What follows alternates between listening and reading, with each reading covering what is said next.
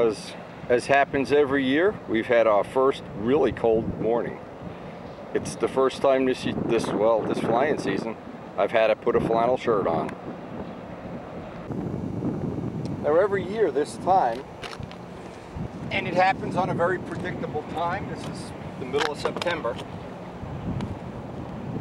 what happens is we transition from a time where you're wearing short pants every day and short sleeve shirts and whatever, and by 10 or 11 o'clock it gets really hot. It gets really up there in the I don't know the Houston temperatures.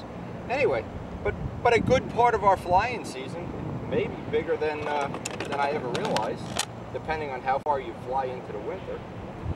And we try to get, at least I do anyway, what I call a cold weather setup. And now what we've had up to this point, everything has been done with the idea in mind of dealing with the hot weather, dealing with the thin air.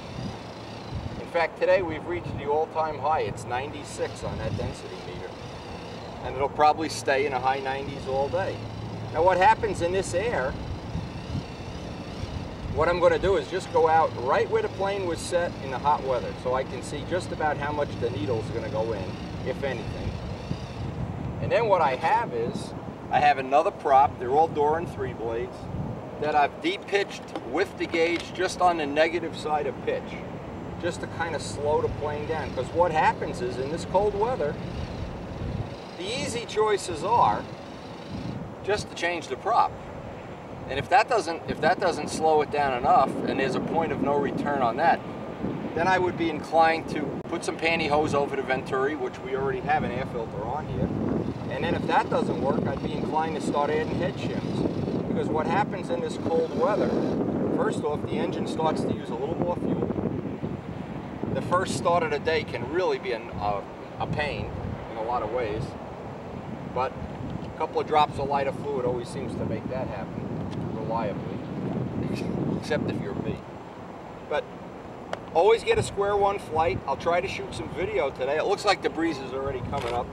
You never can tell, but cold weather, here's what happens if you don't know, if you come out on a day like today and you had no idea you had the plane set to fly in Houston. You'd come out today, the motor'd be dead lean because of the temperature change and the air density. Prop would have way too much pitch in it, and you'd be flying a couple tenths faster than you really wanted to fly. And a lot of people, and I don't know why this is, a lot of people, they come up, we get to this time of the year, they come out to the field and their plane's going 4.6 and they don't even know it. And they say, gee, it felt a little fast. You say, well, it was really fast. So what we try to do is now at this point is get a square one flight. This is now going to be the best of the hot weather prop. So at the end of the day, we'll see where this winds up. But then I want to get a couple of flights. I'll try to videotape some of them. And I want to get the prop that has a little less pitch. The idea being that I can leave the motor, the tank, everything exactly the same, and just come to the field, and if it's, let's call this a t-shirt prop and that a flannel shirt prop, and then we're going to ultimately wind up with a coat prop, but we only use that a few days of the year. But what it allows you to do is, otherwise, if you didn't have these things, you just really couldn't fly from the Houston area where we were flying early in the season to when you come up here in November and December and just before Christmas. A lot of times that month of December, there's beautiful, cool flying air, nice high density air.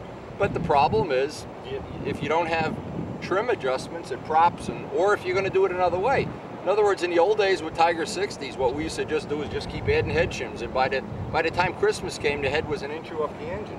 Well, this system that Rich Oliver has of the pantyhose and the Doran props seem very, very easy to tune. Again, we have a gauge for everything. So we just got to make sure we don't have any driving students here, because we just opened up this field. Nobody learning how to ride Harleys or anything here. Anyway, try to get a couple of flights, but it's always the tendency, as soon as it cools off, everything starts getting overpowering. Ooh, it's going to start.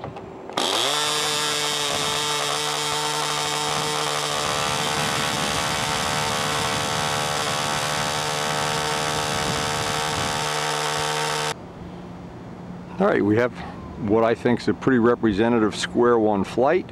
What I want to try to do, and of course it's always the thing of choice. get a flight so I know where I was the day before.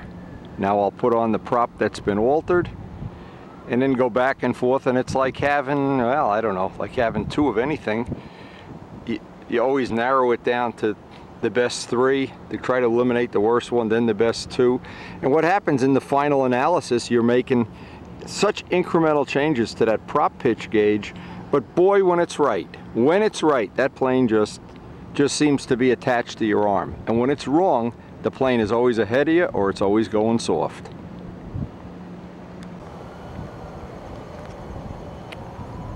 Now, for the real test. The real test, as always. And there's never an easy way to do this. And there's no, I don't know, like in car racing or motorcycle racing, you always have a little dyno you can use. And it pretty much gives you the information you want to know. But then you have to ride the vehicle to see if, well, in the case of racing motorcycles, if they're going to wheelie coming out of corners or things like that. Well, in our case, we're doing a different thing. We're looking for the character of the power. At least I am. And what I'm certainly not looking for more horsepower. Right now, especially today, in this cool weather, what I need is a little bit less power. And a very easy way to get it, is just by changing the prop. Now, you can bet how prepared I am. My little notebook on days like this gets filled to the brim. And I love going home and figuring out, I've got a whole box full of prop gauges, where I am. In fact, with this prop and a new one, until you put it on a gauge, you can't even see the difference. It's so incremental. But even a little bit, and that always amazes me how little it takes. You put the thickness of a piece of 64th plywood under the leading edge of a prop on the gauge, and you've gained probably 2 or 3 tenths. But not only that, a lot of times, if the prop has less pitch, you've let the motor unload more, and so the 2/4 brake is more radical. And sometimes that's to your benefit, sometimes it's not.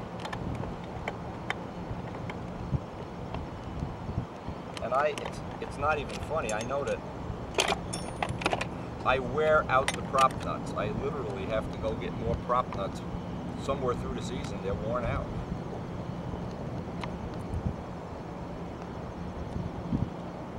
But this is one of the things I enjoy. Now keep in mind, here's the nice thing about what we do. A lot of people miss this whole point. What we do is special in a lot of ways. It's a craftsman thing.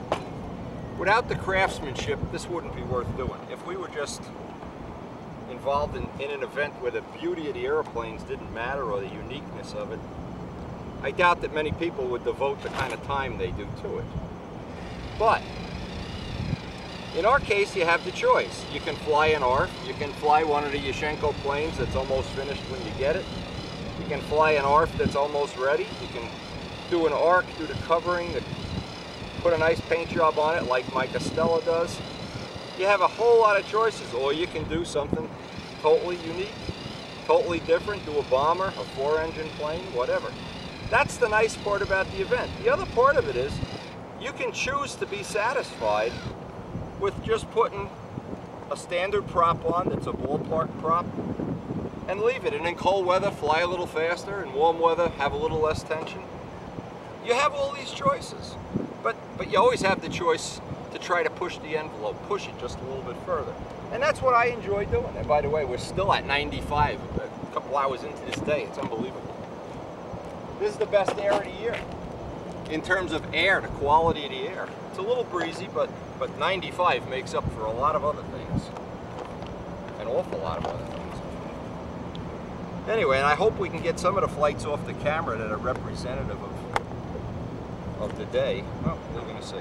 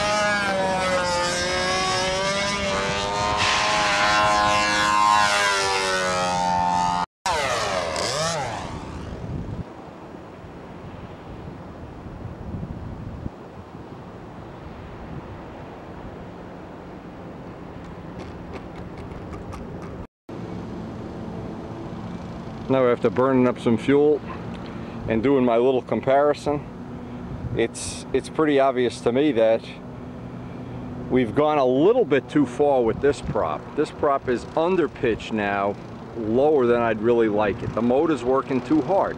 And I don't want, see, here's what the whole thing boils down to. The 77 likes to run around 9,000, the 65 and 61 around 10,000. So what happens is the prop that's on here now is really wanting to run at 10,000 with that lower pitch. So what I'm gonna do is just save this. Now it's pitched real nice, but the load is way too light for a 77. Maybe we'll save this one for one of our 61 or 65 setups.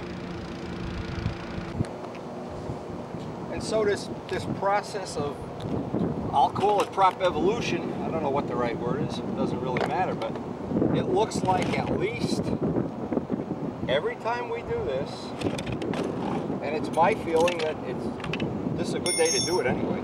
Every time you work on something like this, what it lets you do too is you get used to identifying a problem right away. A lot of people, they come to the field. Brian used to be like this, but he's got, I think, a whole lot better in my opinion. What I think, he'd come to the field and it'd be cold early in the morning and he'd say, "Ah, the plane's going so fast." Then it'd get warm in the afternoon. "Oh, the plane's going too slow." Well, he didn't understand what was happening. It's like having a car with only one gear. Well, the best of all worlds, as we all know, the tremendous best of all is to know what gear to be in. And I think if you think of the props as a gear change, it just kind of simplifies what's going on. But after testing,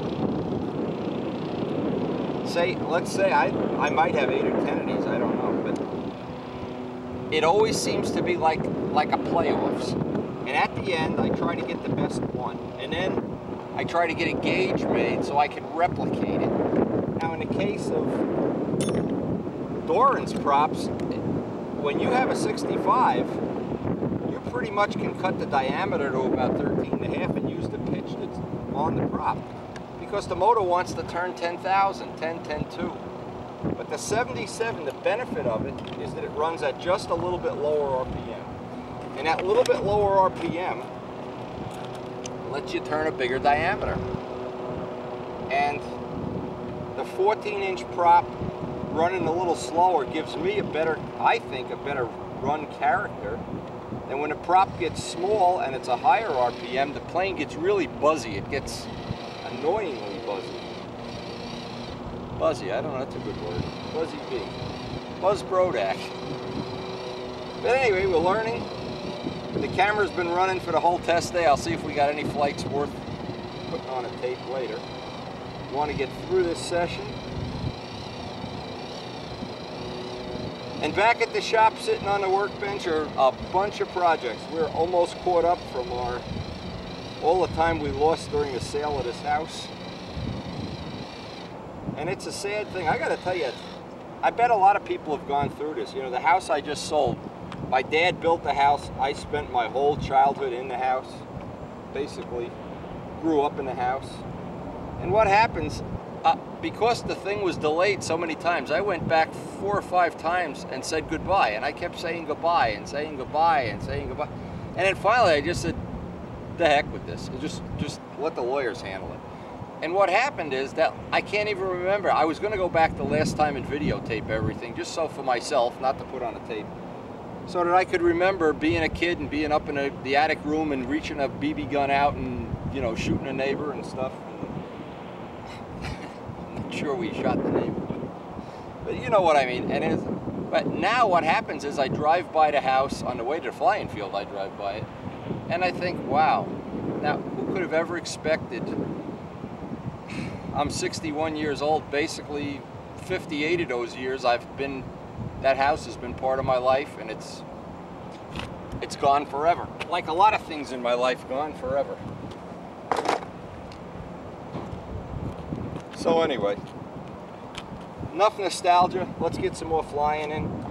A day like today, we can get some flights.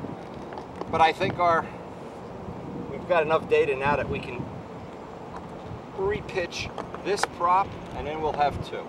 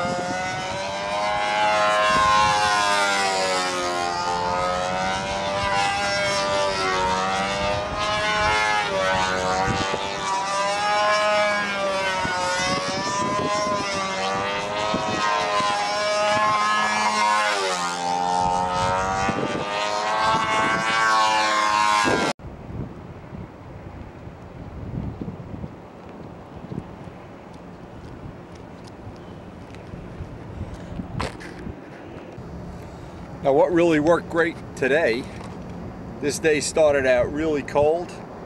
It went up to 75 degrees, and the prop that was really working this morning when it was about 55, it's about 75 now.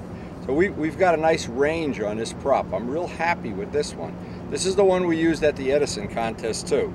So now the most important thing now is to go home and accurately make sure no blades have changed on my gauge. Then I know this is pretty much going to be a good starting point for, it's going to be just a little bit high for cold weather, a little bit soft if it gets to 90. But I know from 50 to 70, this is going to be good. And having a nice temperature spread. A lot of days when you get here, temperature doesn't spread at all. It just stays, you know, it's whatever it is. But it was a flannel shirt this morning, a t-shirt this afternoon. That's the way I reference it anyway. And I really think now we're closing in on, and I think if you look at, and I don't know how many of these flights we have that are really worth putting on a video, but toward the end of this day, it really got bumpy out here. The plane, especially if you see it coming in for a landing, you can see it jumping and over in a wing over, it's waggling its tail and everything. Because the air did get bad toward the end of the day, but I wanted to let this prop do its thing and see where it was going to flatten out, and right up to 75 degrees, it was a pleasant surprise. This was really one of the better surprises of this whole flying season. And I wish now, when our flying season ends, this is a prop I'm going to send down to Rich Oliver so he can push it from the 70 to 90, see what he comes up with. Not sure he's going to be able to use it. This will probably have a little extra pitch for him. But again, just building a database, it's really, it's labor intensive. It's challenging, but boy, when you get it right and you have that nice, and what I define as nice, the nice flat corners where the plane just seems to hang there for a split second, doesn't wag its tail, doesn't ferret. When you can get, that's a rhythm thing, and it's a big part of that is getting the speed control just right, especially when the wind is blowing. And I think really today was just a super productive day.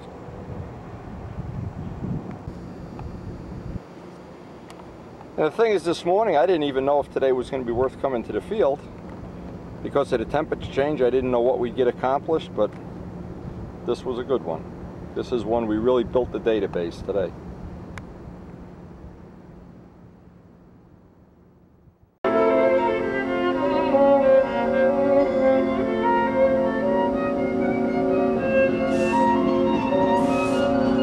Just time to watch the commuters coming home from work after a long day. Now, what do you think is more fun, testing props or commuting to New York City? Now, this morning we're up long before the chickens. Ooh, look who's over at my other feeder. As I have my cup of coffee, we got Woody the woodpecker and his wife, Wilhelmina.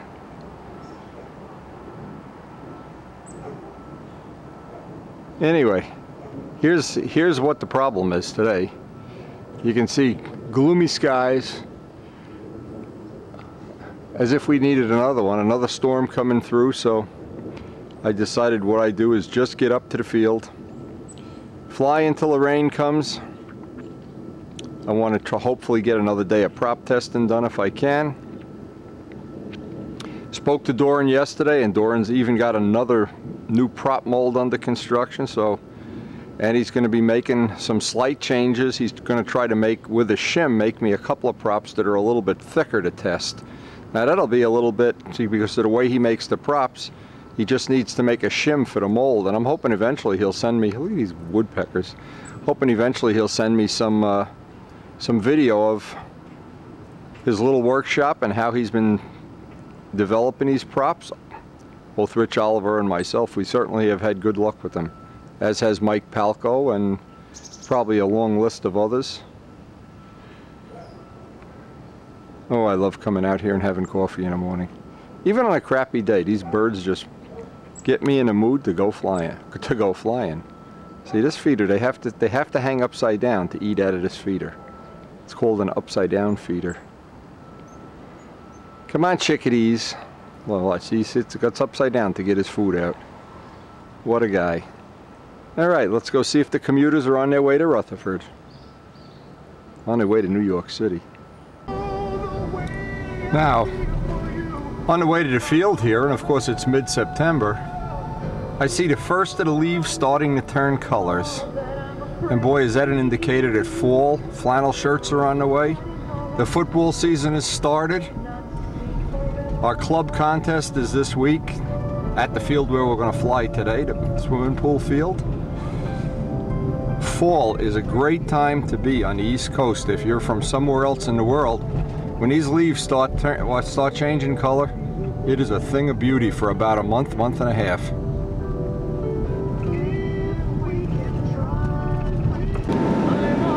Now on the way up here, we actually are starting to hit some raindrops already. I don't know if this is going to be a real short test day. Ah, they're here already. Now, these guys are really intense, I can tell. Look at this, the sun isn't even up yet. I didn't even have my second cup of coffee. Some professional modelers here.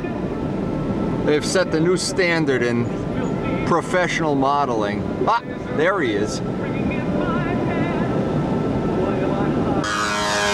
Now, unfortunately, into every life, a little rain must fall, and today's the day. Rich got all the yellow lines painted yesterday.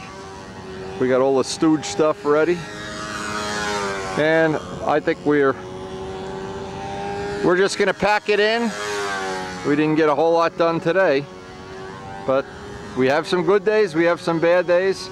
We're gonna have a couple of days of rain. There's a storm coming in, and I guess John's gonna get his plane washed here before the day's over.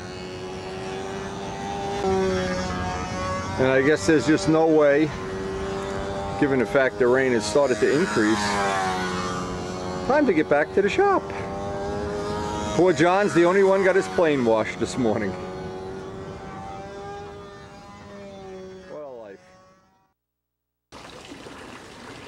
Now, while we're waiting for more rain to come, what I thought I'd give this a decent shot on. I wanted to run one of these spinners. The reason is, and it doesn't really match up to the nose, but I don't think it looks that bad. I thought it was going to look a lot worse. It doesn't really look like a Spitfire spinner, but I wanted to get a couple of gallons of fuel through this just so I could see, well, basically a couple of things. I want to see how these are going to look in flight, if they're going to stay balanced, or if there's going to be any issue. This is the first one we've made out of the mold that Midgley made. I also have another little test I want to do the next time we get out to the flying field. I set this up to run on pipe pressure, just as another little test I wanted to do, because one of the things I'm not happy about at all with the Testarossa is the tank venting and constantly having that fuel, a couple little drops of fuel always bleeding back there. And, well, years ago we used to run pipe pressure. I got away from it, but maybe now for another reason, just to keep that little fuel stain from constantly developing on there. And on the Testarossa, that is actually Midgley had the same problem too, and I think I might be wrong. Other people have had the same issue, but the spinner worked out nice. I'm really happy the way that worked out. And Doran has promised us more props to test before the end of the flying season. Well, Doran, it's up to you. Quit your job and start making more props. Anyway, we have really got these three blades working well. This has been the surprise of the summer, how well we've been able to do. And Rich Oliver seems to be having a parallel experience down here in Houston. More on that when we get a test day, and today is not going to be it.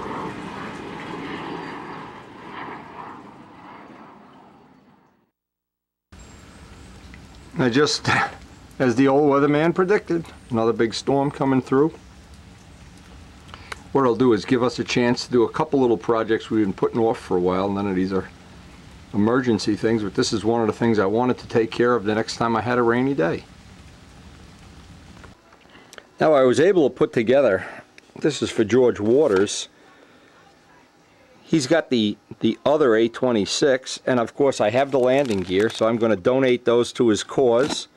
I made him up copies of the videos that he's going to use to make the nacelles. He's at the point right now of making the nacelles. I have some books and magazines and stuff, but if anybody has any A26 stuff they'd like to donate to George, I got a couple of spare sets of carbon tanks, and these are actually from the, in fact I even got which one is the inner and the outer here.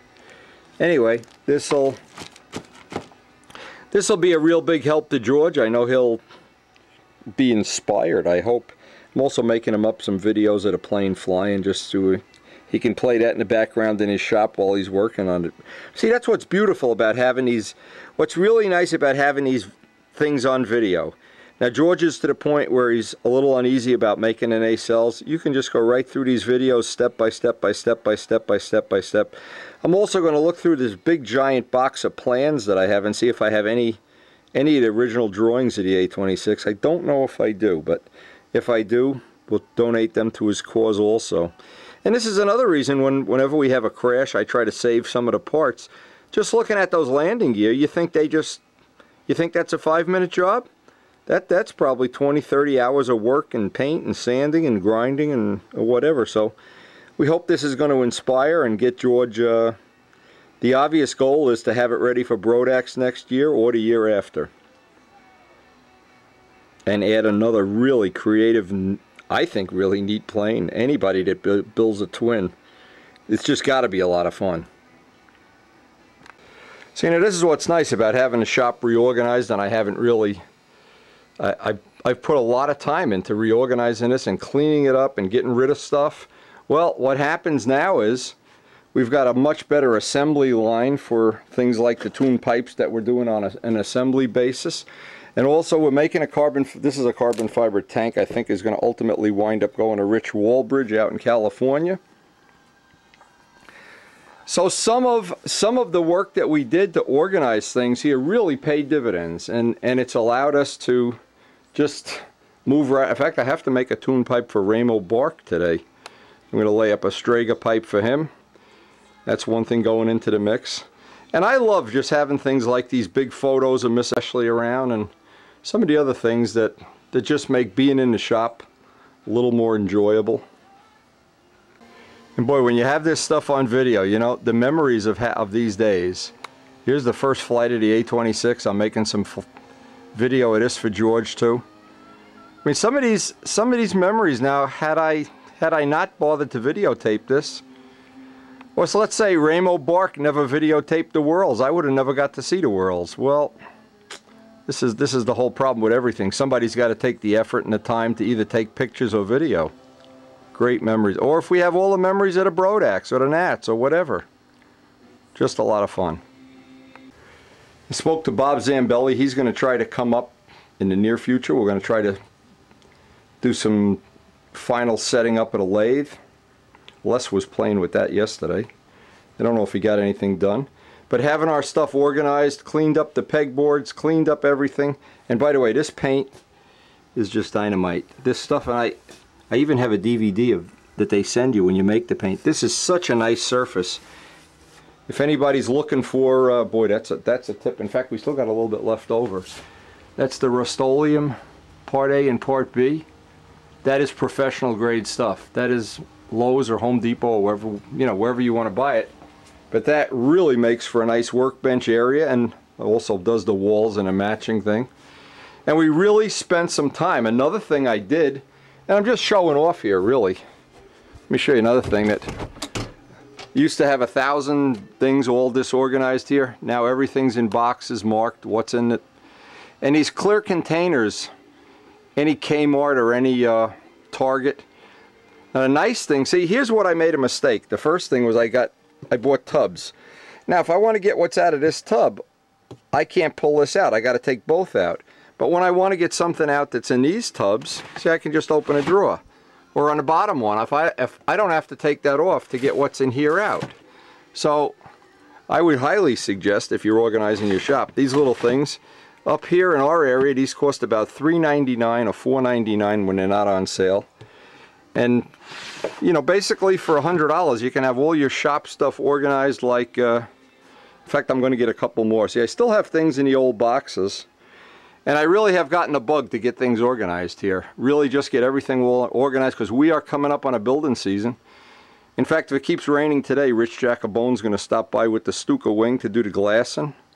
Les said he'd try to stop over if he could possibly squeeze away from his other obligations. He's in the middle of renovating a house right now, so I can really understand what's going on. We're at the point with spinners where we basically make one a day. They jump out of the mold now. Everything about making them is in the bank as you could get. We've got them on both of our planes. We've got some painted, some in clear carbon, some the e-glass ones, just test parts. But what's happened is the final ones, what's really nice about these, see the way the carbon lays out? There's no joint. Even Sergi Belko's stuff had a joint, but these worked out perfectly. And they'll get a little better as time goes by. We're going to try to go into production on that probably over the winter. But it's just a rainy day, and when you get a rainy day, there's some kind of saying, I'm going to do that. Put it off in the future, I'll save that for a rainy day. Well, today's the rainy day.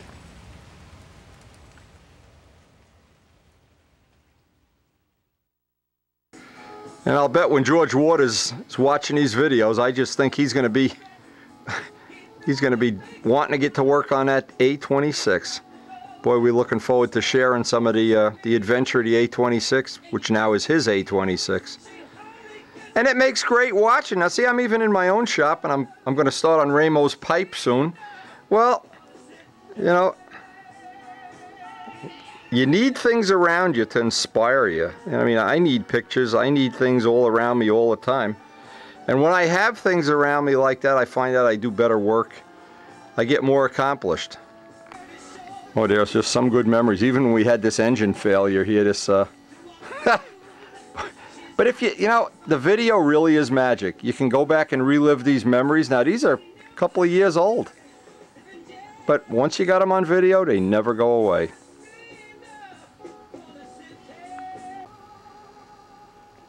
So Rich shows up at the house. You can't make this up. He shows up at the house. He's got the pumps. He's got brand new, and we always would like to have fresh resin. Got fresh resin, brand new pumps. He's got the wing over there somewhere. The wing's over there. And guess what? He forgot the glass cloth. And I don't have any, so an extra ride back to his house. So while he's gone, I'm going to do some other shop projects here, but we're ready. I'll get the pump set up. Now, if you notice, this is important to remember, read the directions, because one of the pumps is set up for 207 and 209. One of the pumps is set up for 205 and 206. Now, they conveniently don't fit on the other can if you try to put them in the wrong can, but don't bank on somebody figuring out a way to get that screwed up.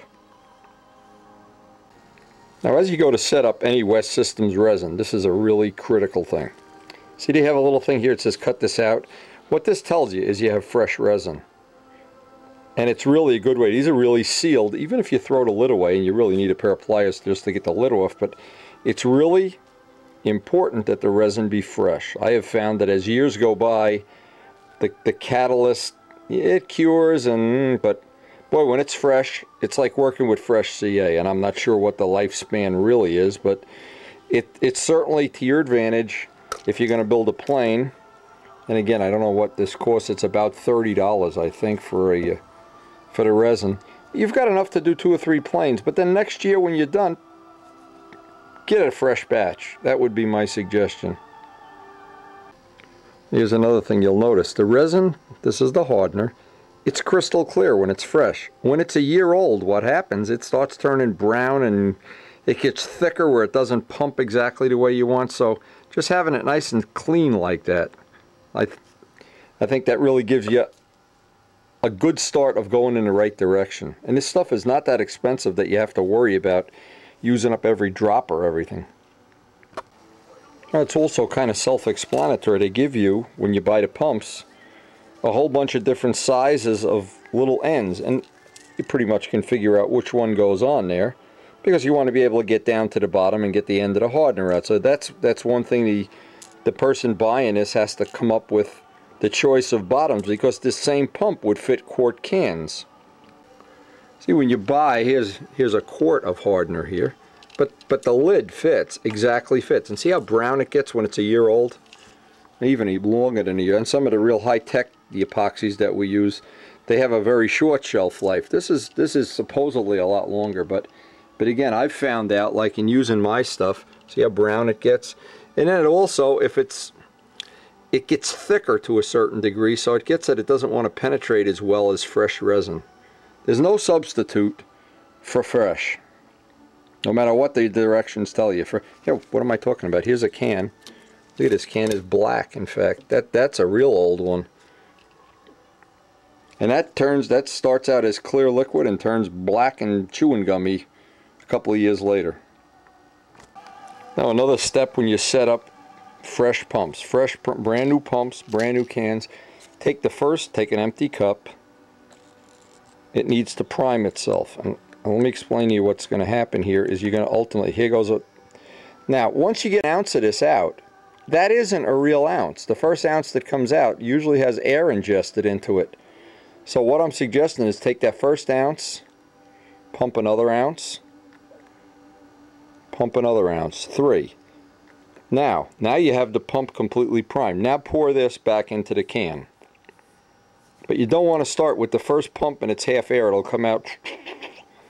You want to always prime and then put the material back. Now what we're trying to accomplish, a quick storyboard. We want to take Rich's 4-piece wing.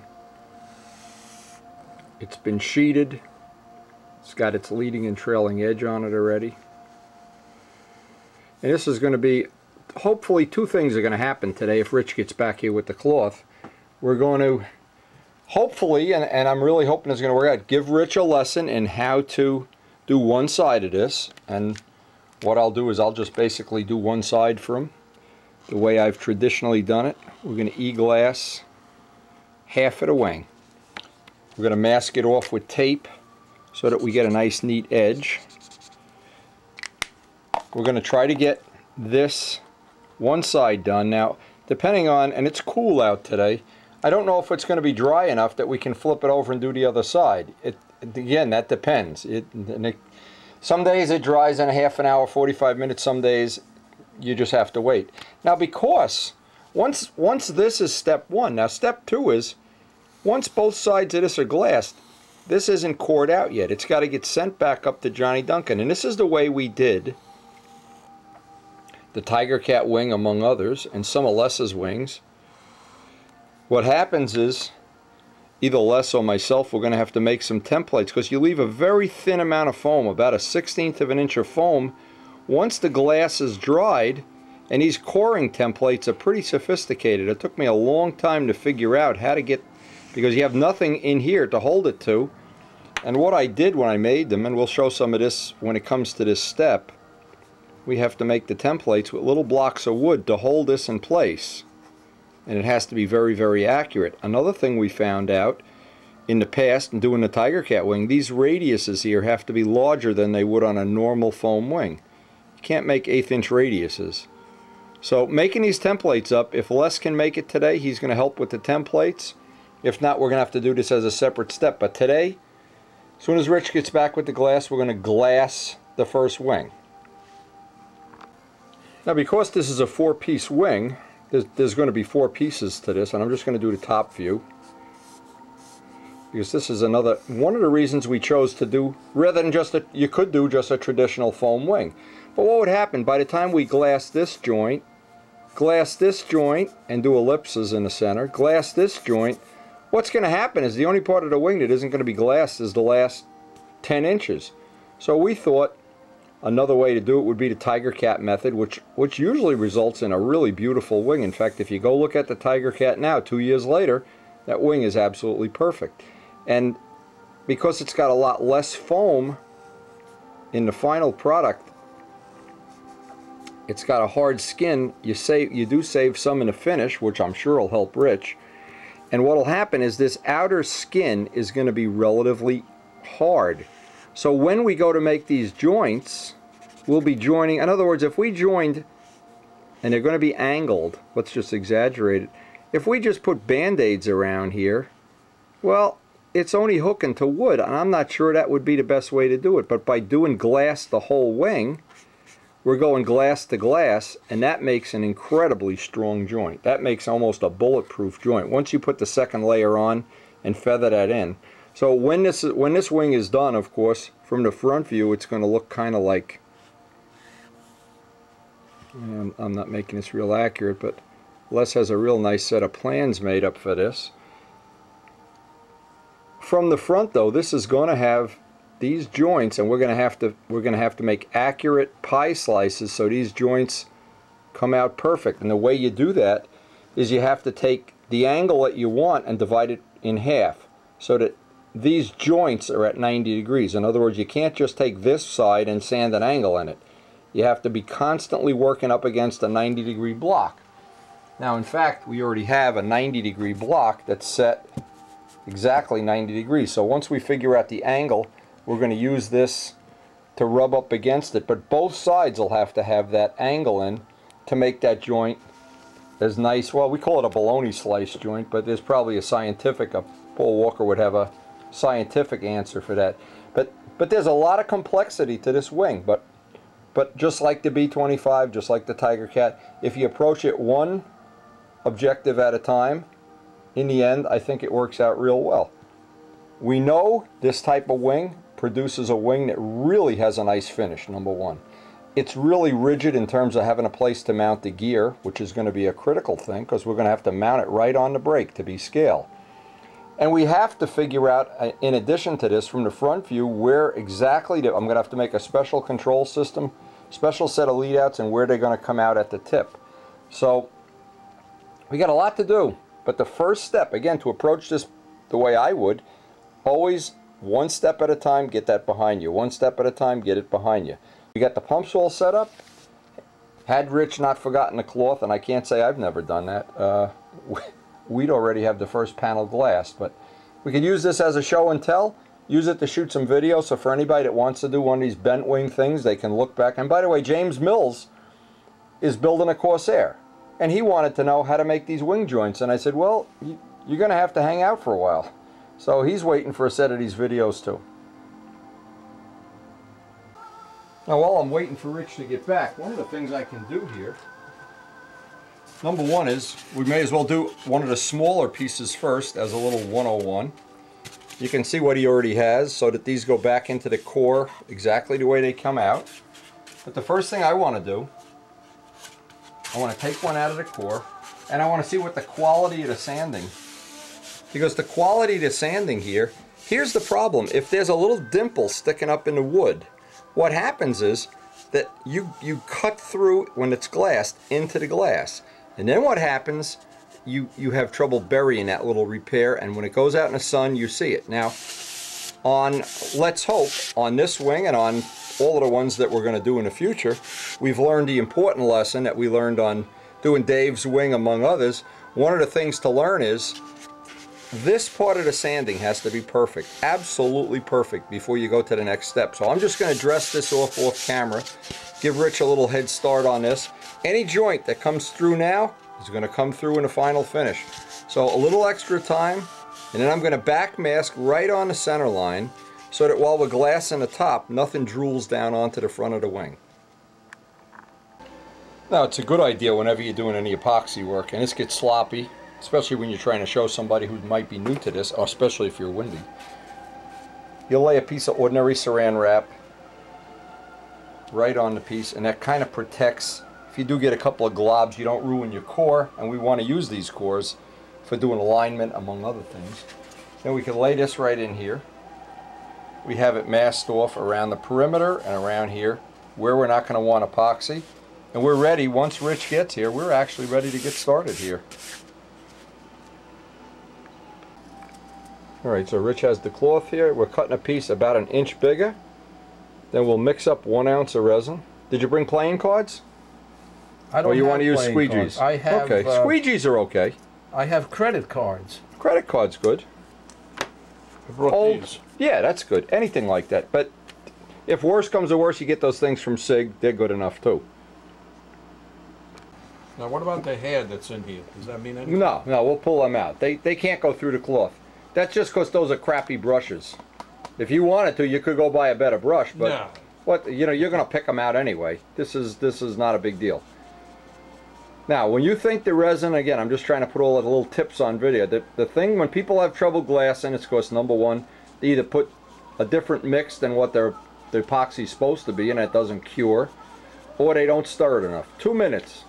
Just look at your watch, or you know, you mentally can think 2 minutes, but that thing has to be very well mixed, or what happens, you get a spot on a wing where it's going to be jello instead of fiberglass. And the easiest way is make a big star. Start right in the middle, work to the edge. You got plenty. Nice thing about West resin, you got plenty of working time. And you find out, like the first one you do, it's a little awkward. Second one, it goes a little quicker. Third one, by the end of this project, you'll be fiberglass king, you know? It won't be a problem at all. No, even the nose of the plane, or you do the center, the ellipses, the glass ellipses. Rich Oliver's doing a foam wing. He's going to be doing ellipses, exactly the same technology. The glass, once you get that glass laying down nice, boy, that's a thing of beauty. This is pretty much an exact copy of what we did on the Tiger Cat, except it's got 3 dihedral joints. You know, it's the same technology on a different plane, that's all. And get it good and wet. You don't have to worry about putting too much on, because we're going to heat it, and the card is going to take it all off, so you don't have to worry. Just, you know, if you wanted to, like if you're doing a bigger wing panel, you really could use a bigger brush. But you got plenty of time, and what happens with a big brush, you wind up, so much drips on the table and on, by the end of the day, you wonder if you just do it the easy way, you know? And then see, around the back, you could go around the corner. Now the problem is when you sand through fiberglass, those little hairs stick up. So you want to be real careful when this dries, give it a couple days to dry and sand it. And then we got to make the templates up, or we got to get less to make them up, one or the other. Now we did a couple little things here that we hit this with a heat, with the hair dryer, carded off as much of the epoxy, and now that was kind of our demo. Now Rich is going to work from step 1 right through the whole process, masking off the core side that we're not going to use. And basically I want him to just like pretend I'm not here, do the whole operation on his own, just for comfort. And then what we'll do is the 2 big things, we'll set up a little production line so we can get this done. But then we've accomplished 2 goals. We have minimum of 1 side done, and I hope, what would be nice today, if it was a 90-degree day outside, you could put this out in the sun and that'd be dry in a half an hour. But because it's cold, if we had some Texas heat. Yeah, if Rich Oliver wouldn't steal all the heat, you know, he's got all his good air and the heat. You know, if you were doing this in Rich Oliver's shop, by the time you did the second one, you could refly in a plane, you know. Wouldn't be a problem.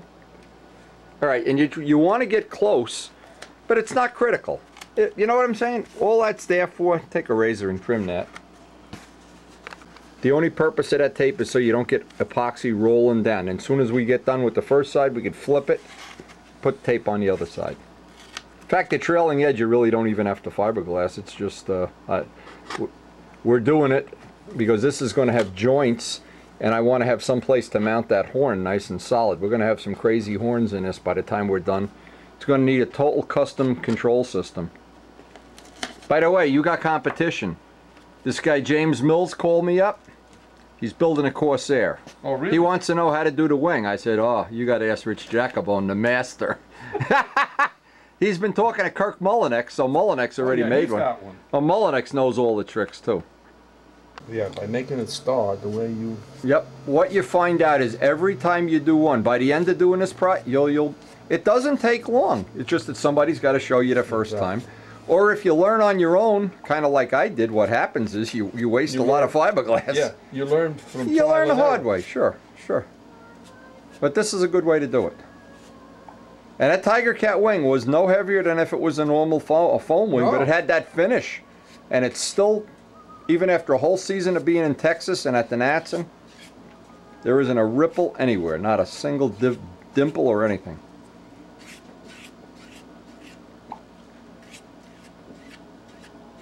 All right, you look like you're comfortable. Now, it's not hard to work with West System, but it doesn't have a lot of smell. It's not real toxic. If you get it on your clothes, it's not the end of the world. Alcohol will kind of thin it and take it off.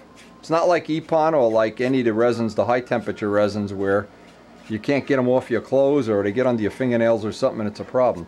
This is easy stuff to work with. It looks like it.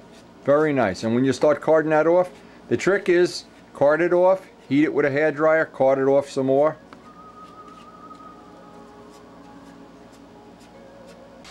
Okay, you got most of it troweled off. Just like I said, go right down to the leading edge.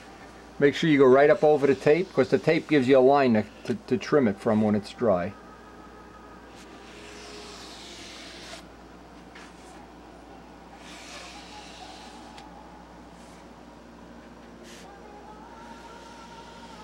Amazing how much comes off, isn't it? Yeah, it's almost unbelievable. If you now hit it with a little bit of low heat with the heat gun, you know, with the hairdryer, you'll be amazed. Look at it. Yeah, it's amazing. When you're done, you almost have the same amount in the thing as when you started. Is this the heating one? Yeah, that's it. Just use the low setting. The high setting is just gonna make bubbles. That's good. Or you just rub it right on a table. It doesn't even matter, Rich. We're gonna throw that paper away anyway. Now once we get this, we're gonna do the bigger panels. Really, it's the same technology, just a bigger panel, that's all.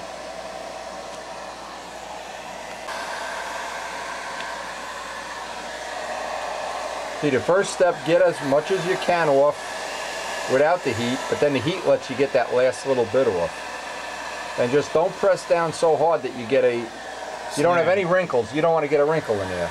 You don't want to snag. Yep. Because this cloth that you're using has some, hey, there's your friend up there, the baby geese. We didn't see any baby geese this year. The friend, Rich's friend, the baby goose. The material has a chemical treatment, it's called Velon, that lets the resin absorb in a lot quicker than it would if it didn't have the Velon. So it really gets a nice bond.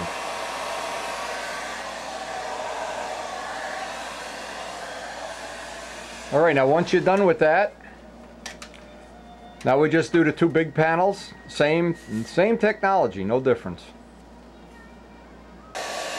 Now obviously doing the bigger panels, you still have plenty of work time, and you just keep pulling it off. What I found is the high setting would tend to make little bubbles. If you do just what Rich is doing there, you just can't go wrong. This almost every person that's ever done this on the first shot gets it that it's not a problem, and that they have a really nice job. Whether you're doing just glass ellipses in the middle, as per the foam wing videos that I think, I'm going to send the set down to Rich Oliver. He's, for some reason, never seen that method. But that's the way I think it should be done. Or if you're going to glass the whole wing and do like a Tiger Cat wing, then you just got to keep in mind you got to make up those very thin templates. Coming right off, huh, Rich? Yeah. Well, I can see it through the camera lens. Perfecta Mundro. And we got two done, one to go. I think these are going to go it just couldn't be better. Wouldn't it be better if we had a flying day tomorrow, huh? Oh, yeah. I don't even care if tomorrow stinks. I just hope the contest's going to have nice. They said nice weather for the weekend. Yeah, they're saying for the contest anyway. Should be nice. Well, I don't believe a word they say. Yeah, I'll believe it when I see it. Yeah, you got it. Oh, it's early in the morning. Not a creature was stirring, not even a mouse. Except for a chickadee. And this is my baby chickadee here that comes to the feeder and has coffee with me every morning. Yes. Come on, chickadee. Come on, I'll open the window so I can reach out and touch your tail. Now, this poor little chickadee doesn't know. One of my next projects in the next week or so, Karen has mandated that I make a more elaborate feeder for our birds so that every morning when we have breakfast, see where they are up in the tree? They will come down and keep us company. So that's coming. Wendy's custom carbon fiber bird feeder. Right now, it's time for a cup of coffee and decide whether this is going to be a flying day or not. I'm not sure this is going to be a flying day. I'm not sure. The sun hasn't come up yet. But already, even in the dark, we have company. And to be honest, it doesn't really look like a promising day today. We'll just have to see when the sun comes up what this day is going to unfold into. So this day went downhill in a hurry. Well, I guess we're going to work on Richard's wing. I guess he's happy about this. Rain, rain, go away. But with our contest coming up this weekend, boy, I hope this rain goes out to sea or somewhere. Go somewhere else. What a summer. Well, it sure looks like it dried up nicely. And as soon as Rich gets here, because I'm trying to give him a little tutoring on this, we're going to go through this step by step again. The next step is going to be, we're going to have to trim off the glass, pull up the tape, and then reverse it, and then repeat the glassing on the other side, of course. But there's a couple of tricks, like you can cut the glass with a sanding block, you can trim it with a razor. There's a lot of little things, and then we'll also see if we can get the templates made today. I don't know if this is going to dry up in time, but we certainly can try that. Okay, Rich and John dressed off all the edges this morning. It's all, ooh, that feels nice. What we're going to do is lay the wing out in full scale so we can make the templates. Doesn't matter, no. Because this has flap sweep, so we have to obviously take that into account. Lay it all out in one piece, just as if it had the dihedral brakes in it. You got a chalk line in the car, John? No, I didn't bring my truck. Oh, okay. I would have, yeah. Chalk line would make this easier, but that's okay. Alright, step one is we got to figure out where the bell crank's going to go in this. Because the bell crank and the lead outs are going to set where the foam spar is going to be. And then we have to figure out the high point of this, which is going to be about 25%, because the lead outs are going to come out right at the high point. And that's where they all seem to trim out anyway. Okay, so now you know we have the bell crank on the high point. The bell crank is really going to be offset, and you can still pivot it without coming out the wing. You see what I'm saying? In other words, if you put it any lower, it's going to come out. Stick out the sides. You're going to have holes in the wing. Don't forget now that this is going to be low in the wing. It's going to be high in the wing. I'm wrong. It's high. High in the wing, yeah. Okay, so that means the push rod, you got to allow. Maybe the push rod's going to have to come out. We got to figure out how you want to have the push rod come out. Well, maybe out the bottom. In the fuselage. Yeah, yeah, but that's something you have to take into account now. Is where's the push rod going to be? Maybe the push rod will have to come out the bottom like a reverse bell crank. I don't know yet, until we lay this out. Okay, now I got to take the end and figure out where the lead outs are going to come out the other part of the wing. That's the next step. Rich doesn't see the humor in this. This side of the wing, the right side. Can you imagine he puts this all together, John, and it's a like it flies like a human being plane instead of a reverse plane? Clockwise. Wrong. Clock. So now you know where the bell crank bolt is going to be here, and you know where your lead outs are going to be here. Now what you need to know is where that's going to be on the joint. So just mark both of these cores a little bit with the joint, and that's going to tell you when you make your your templates, that's going to be the spar. In other words, that spar, I don't want that spar going. I want one straight spar because the lead outs are going to come. You can see where we've plotted the lead outs already. So you have the bell crank, it'll be high in the wing, it'll almost touch up here. Otherwise, you got a problem. They're going to, if you put the spar up here, then you got a V in it. You got to engineer this up. I'm sure Les already had this on the plans, but we don't have the plans here. That's the problem. Okay. Okay, so for now, just trace around it. Make sure it's accurate.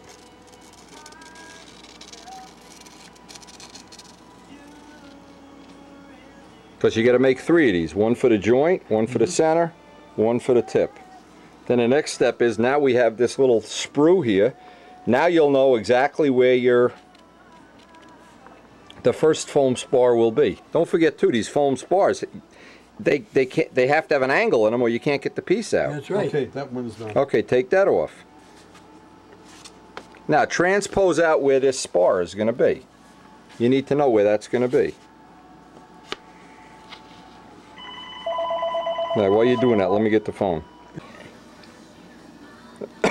Okay, once we have the center line, then you can take the tri-square, John, and get a 90 so that we have the front spar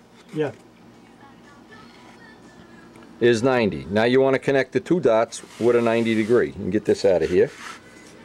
Oh, I was going to use the No, scale. But Well, you can use anything as long as you get the 90-degree angle for the Right, bell so I was crank. gonna That's do all. this. Now with doing these templates, what we did, we figured the mean average point here so that the spar is going to be halfway between the front and the back. How much? So what we did is we laid out the thickness in 1/8 inch tape with some generous radiuses, diminishing radius as we go back. We have the spar should line up as a straight line. Now you just need to do the tip pretty much the same way. The tip, and you can take this home and cut it out. But the trick is, we don't need the outside corner. The only thing you got to worry about is this inside thing, and it's got to be perfectly sanded, Smooth. so that when Johnny puts the wire through there, it just goes right through. It goes right through. Don't Right, catch. right. That's the whole trick. And then the Yeah. trick is we'll put the wood blocks on there and make sure that it's equal top and bottom. So just use the tape. And then while, you know, then we just got to glass the other side of the wing and we're in Fat City. Where's the cover for this? All right, so those guys went out to lunch. They're literally out to lunch. But this is the templating so far. One of the things that Rich is going to have to do, because we're going to run out of time today. It's still pouring out there and I have a lot of other stuff I have to do. Actually, Karen's birthday is coming up and we're going to have a nice party for her. And I got to start getting some of my ducks in a row, but he's going to have to really pay attention to getting a nice line on this. And then when we're all done, we got to put blocks of wood around this, and I wanted to show that on a video, but apparently we're not going to be able to do it today. We're not going to, because we want to glass the rest of the wing. We want to get that glassed. But let me just show a quick little storyboard how we arrived at these positions. Now because this wing, and I'm just going to do one panel, doesn't matter which panel you do, this part is a constant, so that part of the trailing edge is straight, and then this part, and I'm going to exaggerate, it has a taper, as the real Stuka wing does. So what we needed to figure out here, basically is where our bell crank was going to go. And this would be any templating job would require this. And also from the front, this wing is going to look like, and I'm going to exaggerate it even though it's going to have a joint in it. But what's going to happen is the bell crank now is going to be as high in the wing as we possibly can get it, so that the wires, and I'm not doing this to scale of course, but the wires are going to now come out almost at the bottom of the wing. They're not going to be in the center when we put the tip on. So this becomes, when we start figuring out the angles, that's going to get pretty complex. But we needed to know is I needed to know where the lead outs were going to exit out the wing, and then I needed to know where the foam spar, I wanted the foam spar to be right on the bell crank and right even with the lead outs, and I wanted a straight line so that we wouldn't have any interference with the lead outs going into, say if we did the foam spar on an angle. And also we have to take into account these things have to have some kind of a draft angle, so when John's done cutting this he can get the piece out realistically. So the back spar, same thing, we divided everything in half. Not doing this accurately because it doesn't matter. But now we have this template, which is pretty much a mirror image of this template, and a tip template. And with those three templates, when we're done, this will have a foam spar that should have no lead out or bell crank interference. Back one is not as critical, but when we run the lead outs down the wing, and they're going to exit at what then is the high point. Now we also, from the side view, we're going to have to figure out with the bell crank up high whether we're going to run the push rod up that way, see, because I don't want to cut a hole in the wing right here. Now we're going to have to be, or we could run the bell crank down and make a horn that looks like this, a reverse horn. That's not an issue right now. Right now we want to make sure the number one job here is that we can get the bell crank as high up into the wing as possible. We have two choices here, and I'll have to lay that out in full scale when we get to that point. But the next step is going to be, now that these, well, he's got to glass the other side of the wing after lunch, and then we have to lay these templates out. And the way I did this with the Tiger Cat, I left them square, I put the wing in place, got it centered exactly where I wanted, and then put all these little blocks of wood, just cut up a piece of 1/2-inch square, and they act like earmuffs. When the wing core is here, they plug right on, and then John can do the coring of the wing. Anyway, this is very similar to the Tiger Cat, not to belabor it, except the Tiger Cat didn't have the polyhedral joints. Just a great way to use up a rainy day here. What a crappy day. Boy, I just hope this is not going to stick around. Anyway, we're using the time to get a little bit ahead on a Stuka project, and that's good. You wipe it off. You put the gob of glue right back on again. What do you need is one shot. John, you know what I like being in management? You can dish it out, but you don't have to take it. How's that coming? Oh, man. Okay, but the idea is to you just get as much off. All right, you're getting. There you go. Now you'll notice if you hold the card, Rich, at a sharper angle. In other words, if you lay the card flat, it just smooshes it. You got to hold it like at a, there you go. You notice how more comes off? Yep. There you go. From my days of trowel and cement. Boy, look at that. George Venturini, if George was here, he'd teach you how to trowel. How was George? I haven't seen him in a couple of weeks. He's working on his house, doing a big renovation, making himself a computer room and everything. Yeah, that's it. Get that trailing edge down. He's a piece of work. Oh, yeah. I'm telling you, I'm proud of him. This guy's really become the fiberglass king of New Jersey here. Maybe we could make some boats or something out of this.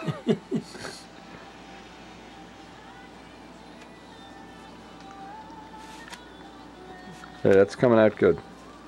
Now, once that, well, you got 3 more to do. Once that's done, then you got to put it away.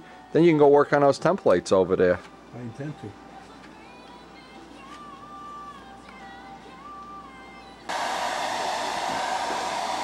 Now, once you heat it up, you see how much more comes off with the heat? Sure. The heat is the whole, get that last little bit off, otherwise you're sanding forever.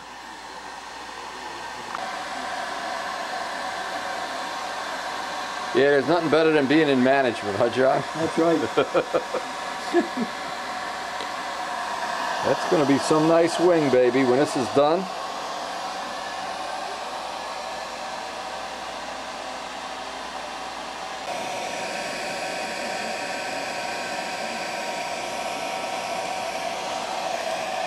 I could have killed him.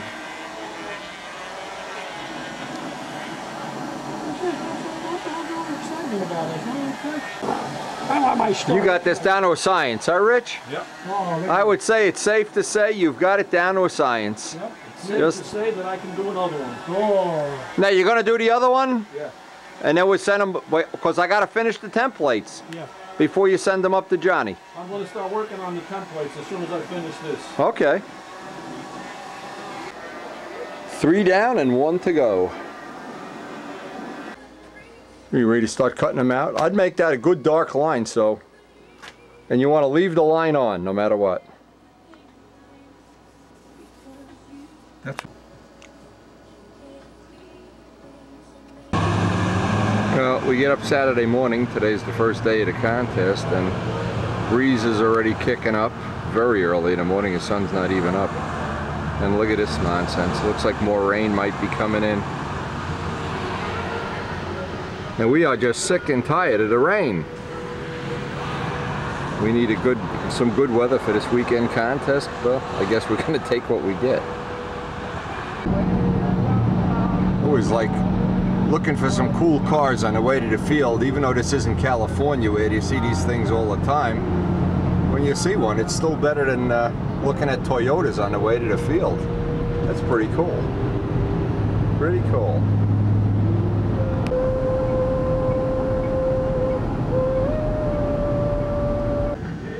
Now you know how the captain of the Titanic felt, what we've had to go through the last couple days.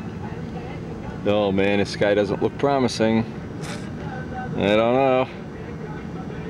Anyway, the field looks okay. It's just all this water here. Ah!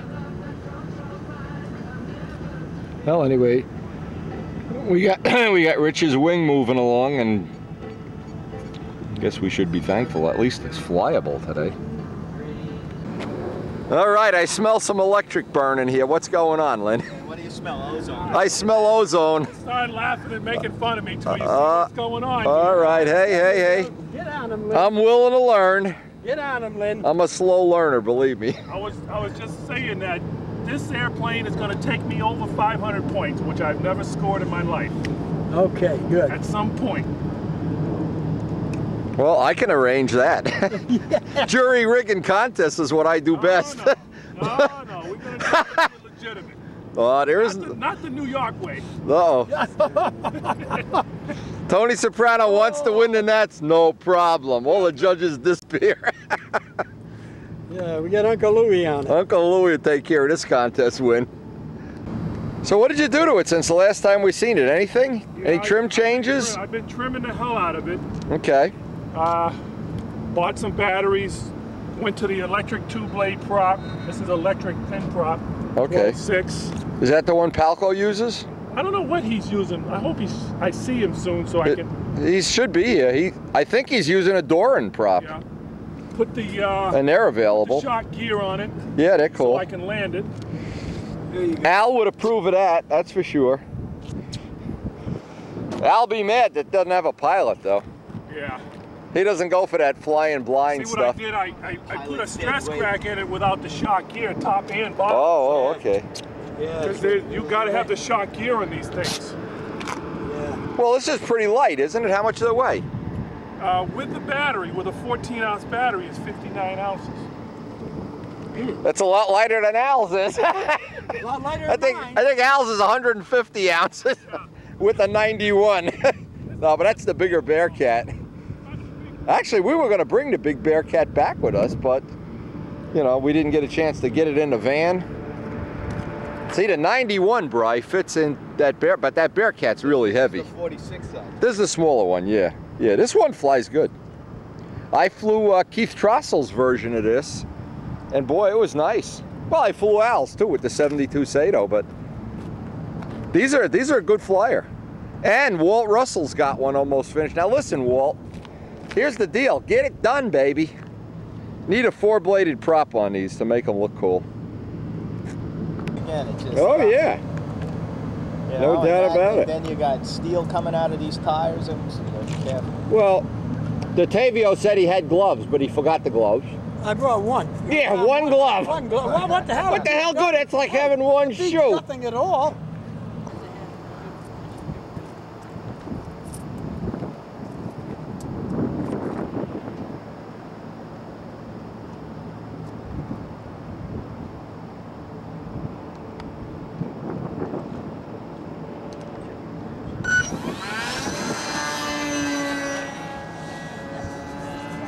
Jumps in here.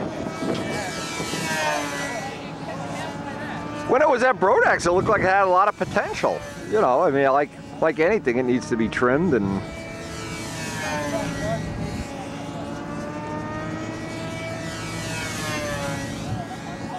And Mikey should be able to help him. I think they use the same motor and battery and everything. Yeah, well, he's waiting to see.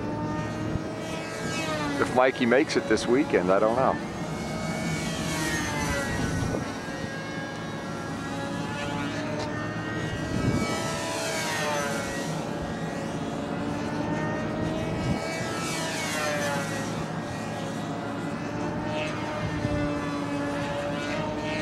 Pretty good.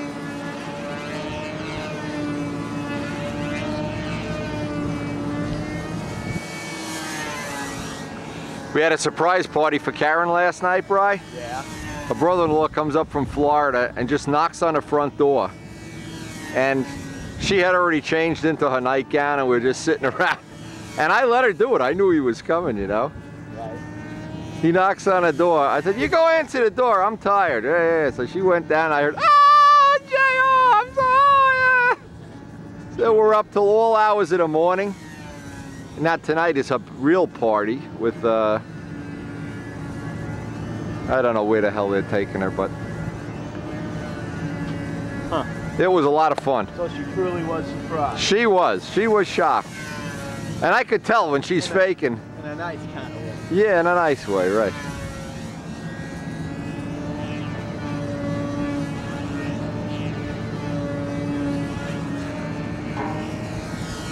What did he say? He bought different batteries for this? You got the electric prop on there. I don't know what he said. Yeah, he said he had an APC electric. This looks like it's going pretty good.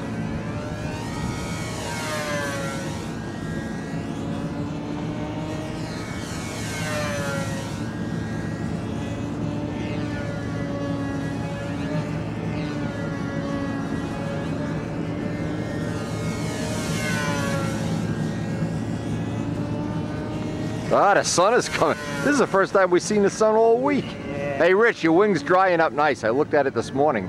Good. Drying up like toast. Like toast in a toaster. Stuka wing? Stuka wing is in glass. We're in there. We're in there. He's just working on the templates now, and then I'd glass up the other one before you send it I up. was thinking of doing, I don't know, I wanted to bounce it off for you. The other one, I'm thinking of possibly not putting the fiberglass matting on it. What do you think? Just putting the, you know, the fiberglass on the raw balsa, since it's going to be tissued anyhow. Nah, glass it. Yeah? You're gonna when you're done with this plane, you're gonna wind up with 500-600 hours of work and a finish and everything. I understand, but I thought maybe we could save some weight. Nah, I don't think it'd be worth it. You don't think Look, so? the Tiger Cat came out the right weight. I mean, you Well, know. you have both fiberglass matting and also tissue on the Tiger? Yeah, oh yeah, yeah. What happens if you don't put the tissue, you leave it out in the sun and you can see the little glass cloth come through. Well, no, this is the foam wing. Yeah, I understand that. So you join them. You got the electrical pieces in there too. The round Well, that's pieces later of on. fiberglass. That's later on. But now what we're doing, I'm fiberglassing the balsa. You know? But I was thinking maybe since it's going to be tissue, it may not be necessary to use the fiberglass. But Rich, what'll happen is it'll be out in the sun and you'll see that where the glass ellipses are and everything, it's going to come through. Yeah. And then all that work is for nothing. Okay. It just, what did it take? It didn't take you that long, a couple hours. No, I'm just saying to save weight. Well, yeah, you could save weight by leaving out the bell crank and putting a piece of cardboard in there too, but, you know. Whoa, whoa, Whoa, whoa, whoa, whoa, whoa. Has he been introduced to the hawk? Oh, no, that's a seagull. The seagull. Look at this, he's coming back for more. He's coming back. He says, I hate electric planes. Lynn doesn't know we have attacked seagulls on the, they're anti-bearcat seagulls. It looks like the guy that flew in, nah, it wasn't a bird that big. The bird that hit the A-26, boy, he did exactly what just happened here. Brian hit a bird earlier this year and didn't kill him. Brian, did you kill the last bird you hit? The last one? The last one, you just hit him with the wires, right? No, the last one. This guy's not going away. I got news for you. He's... And the one that went through the prop got the Ginsu. All right, here he's got the thing. I'll tell you, the airplane. Did he fix the other one? Very cool. Like a chime in an department store or something. Yeah, lands nice with the gear. I like that. Yeah, this field's hard to land smoothly anyway. Wait 30 years. No oil, no nothing. No noise. Now, it was pretty predictable. We wanted to do some runs on pipe pressure just to see if that would make any radical difference. We wanted to test our spinners. And of course, even do some more work with Doran's props, and all of those things just seem to be predictable, would probably be the right word. But from the way the weather looks, it just doesn't look real promising. And the problem is a lot of the guys that may be coming from 2 or 3 hours drive away, it might be really raining up there, I don't know. But no, even in the worst scenario, we're just going to get some run time on the plane. And I want to get some more runs on the pipe pressure and decide if I really want to have pipe pressure or not. The pipe pressure always mutes the motor run. It makes the 2-4 brake just a little softer. Sometimes that's good, sometimes it's not. But on the first flight, at least we know on a rich run, we have plenty of capacity. Well, actually, some other guys have gotten here. We got a little bit of a crowd showing up here. They're going to do some team racing or something. But anyway, still not the day we hoped for, but of course tomorrow's tomorrow. Now, a couple of things. The spinners have worked out perfectly. And for absolutely sure, I'm going to have to shrink the handle down. This plane is turning a lot faster than it did with the heavier hardware in the front. How are you? Hey, Rich. And actually now we have a legitimate, I always just like to go back and forth and test a legitimate pipe pressure setup and an open uniflow setup, and of course we're going to be working on that even more. The new tank, we put a brand new tank in here, and I gave the old tank to John DeTavio to lighten up his plane. Usually you'd need a couple of flights in and clean the filter, and when I pulled this apart, it was like a brand new filter, so that was a nice little plus. So we're working, trying to help Lynn trim out his Bearcat here. Looks like a very promising plane. I'm going to say, We had a car. time. Turn, swerve, and go through our lobby. Guys already timed it. 30 seconds before the start. We have one back door for a 6-floor apartment. Yeah, but you know what? I'd feel better if somebody was holding that just in case something shorted out. Yeah, until he's at the handle. I mean, yeah, at one time it doesn't D-time or something. People next to me, you hear someone knock on the door, you look out the window, they're running across. Is that fuel jug in the way, Rich? I'd get that fuel jug out of the way. Boy, can you imagine he kills his electric plane by flying into a fuel jug? Wow. I came close to it. Yeah, I know. He's a dangerous dude. Back on the circle. Did you see that?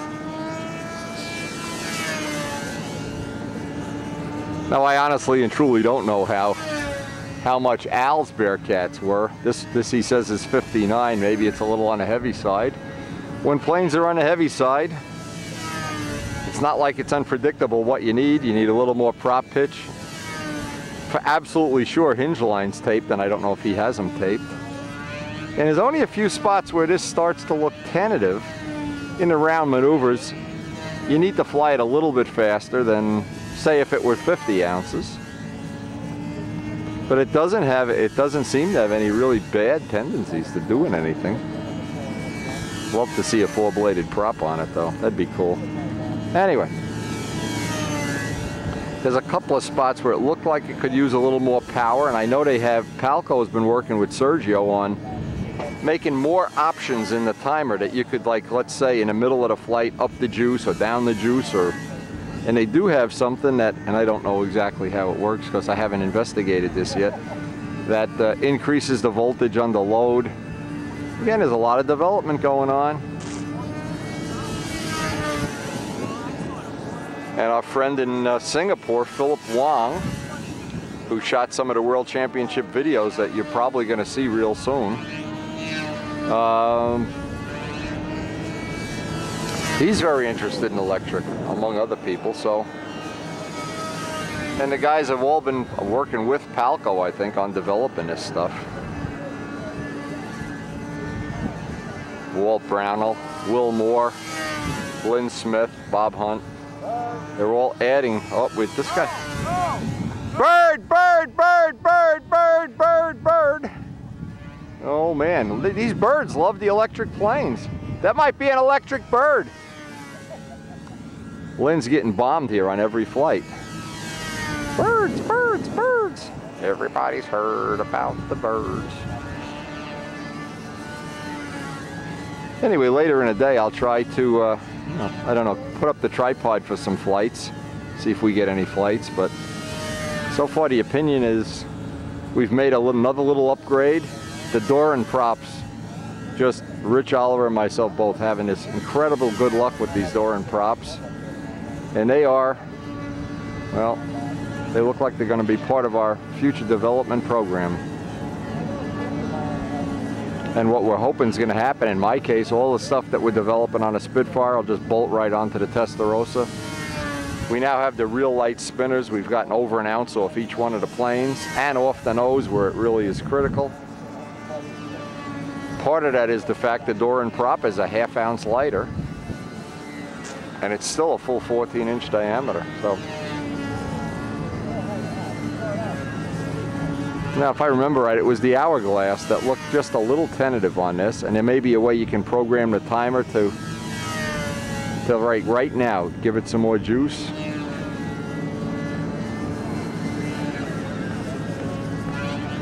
Nothing horrible, but it just looked like right there I'd want a little more juice, and obviously in the overhead 8, if possible, if you had that option of doing that.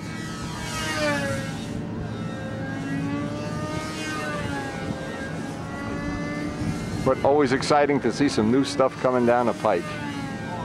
New stuff, different stuff, more stuff. Uh-oh, they're gonna start their race program here. Here we go. I think Raul the Terrorist is over there with some new super duper million RPM engine. Gonna blow Lynn out of the water here.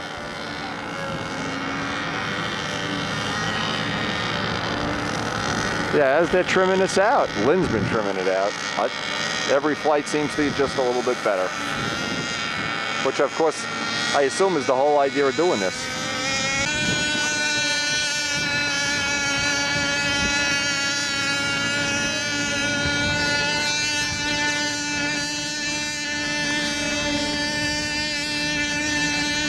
I think Raul is on the no-fly zone list here. All right, you got a hold of it? Yeah. Plane's gonna surge when you hit it.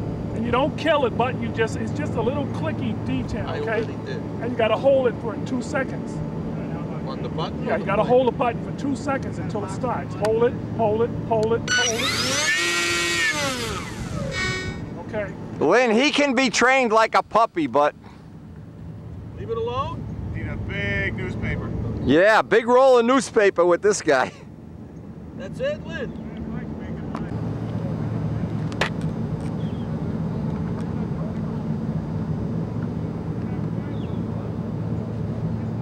Oh, you want me to hit it again? No, don't touch it.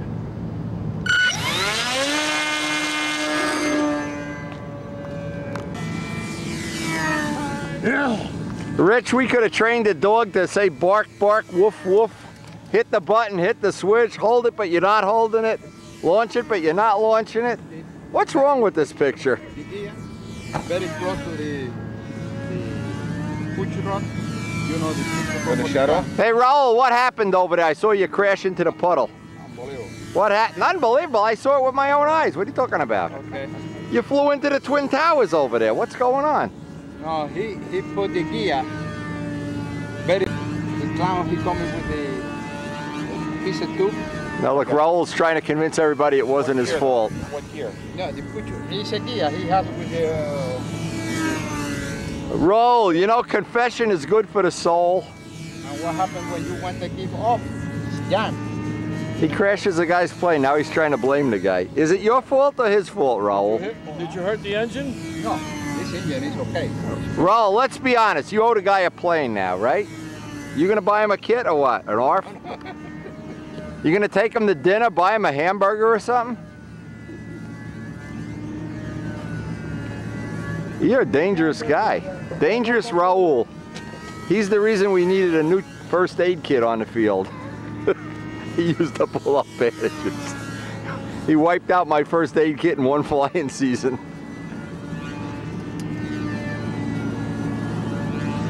Did you see when he crashed, Rich? He went right into a puddle. No, I didn't. I heard it though. There's the whole field to crash in. He crashes in a puddle.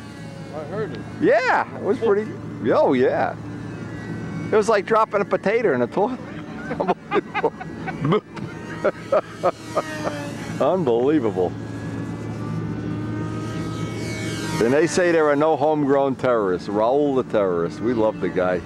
But boy, is it dangerous. You got to put good planes in the car when he's flying. Always an adventure. I was just thinking. Yeah, he's on the longer lines. These are the, for reference, for he's on 3 foot longer. These are 63-foot lines. Right, that plane flies good. Yeah, it's cool. This is the, I think this is the small battery, isn't it, Jim? He's got a 4,000 and a 45? Yeah, this is the lower milliamp. Okay. Doesn't seem to make a difference.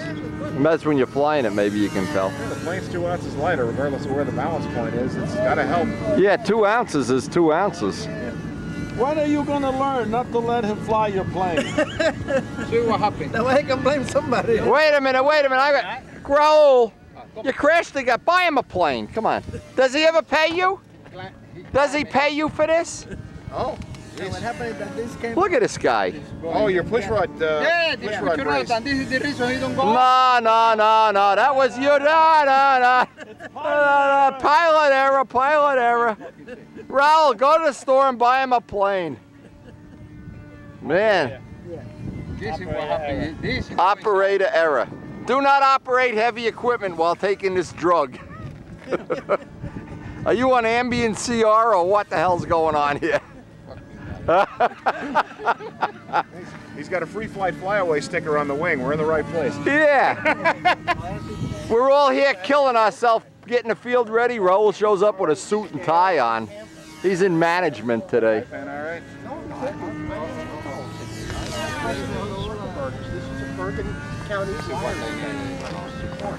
It's a very small shaft. Yeah. Unbelievable. Unless you've seen it with your own eyes, you cannot believe the things that happen on this field. Roland, I don't have that on video, by the way.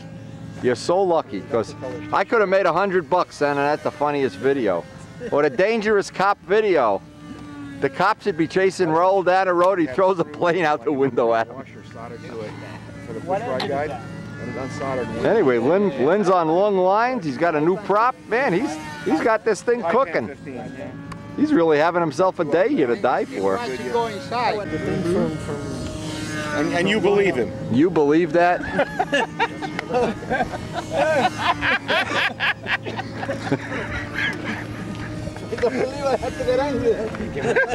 Make him pay you.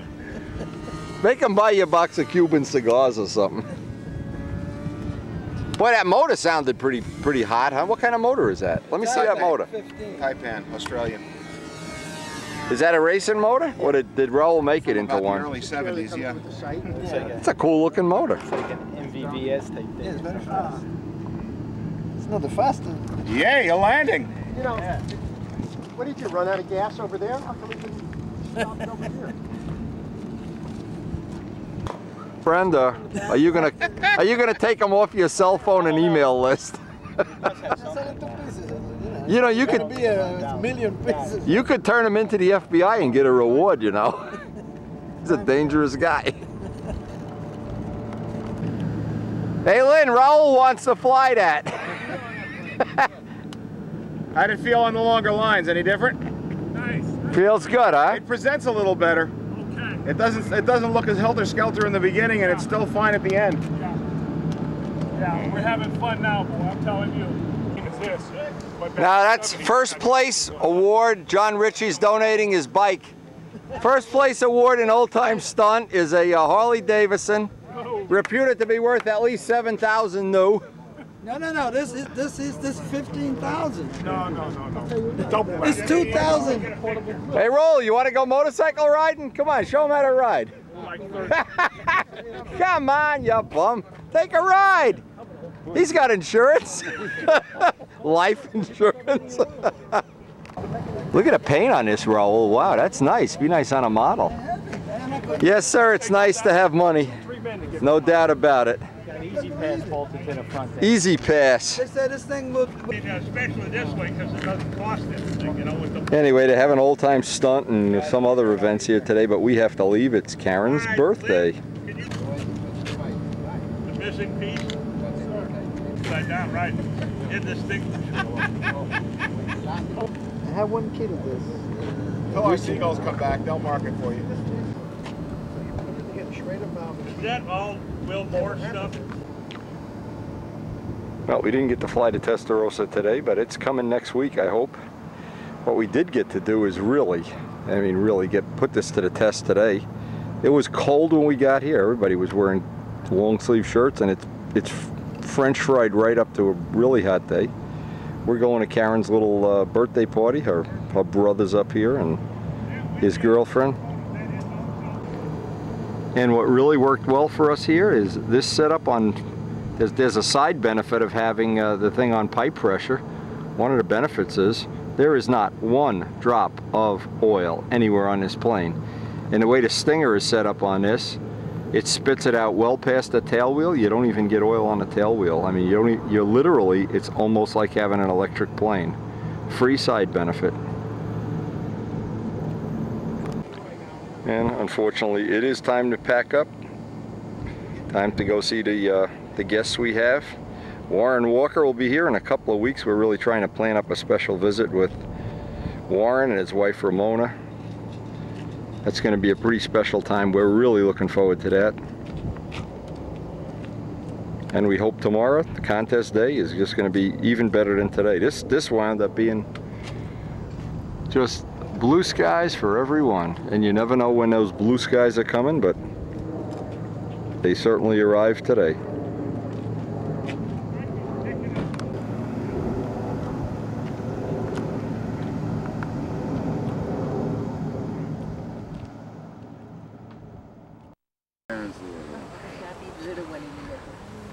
She's not that big. So are we going to sing happy birthday now? I'm sure. It is Karen's birthday.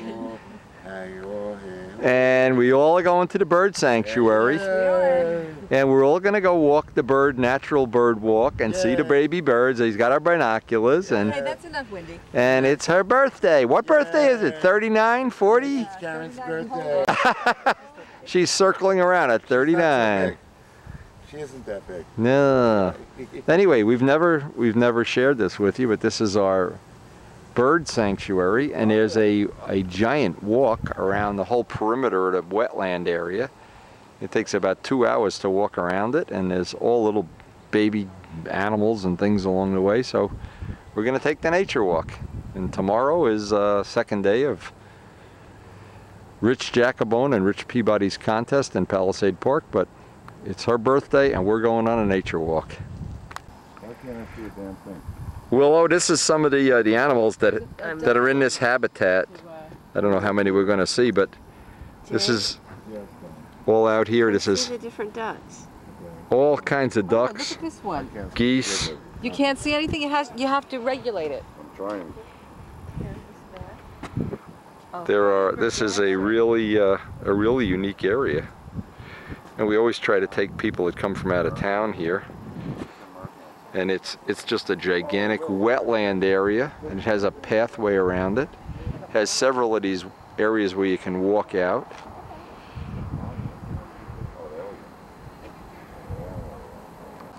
You can see all around the perimeter they have these nesting boxes from place to place, and if you're lucky, sometimes you see some cool water birds or some babies or some fledgies, or the kind of place I think Bruce Hunt would really enjoy. Bruce, if you ever come to New Jersey, we're going to take you to the bird sanctuary. All these little nesting boxes are created, and when it's the breeding season, by every one of them has some little fledgie or something going on there. They're everywhere, all along the nature walk. And Karen's brother, we really had a great surprise thing. He flew from Florida and just appeared at the front door without Karen knowing it. It was really pretty cool. And his lady friend Willow.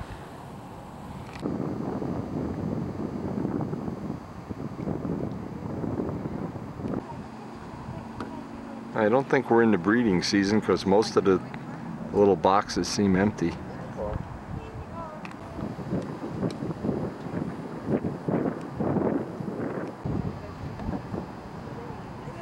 Who's flying?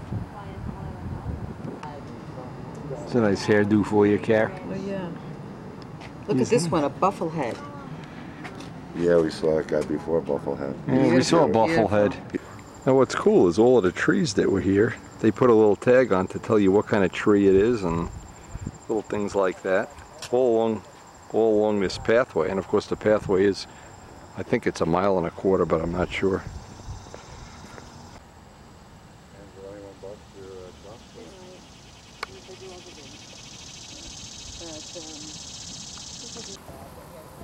And we're actually walking out over the wetlands.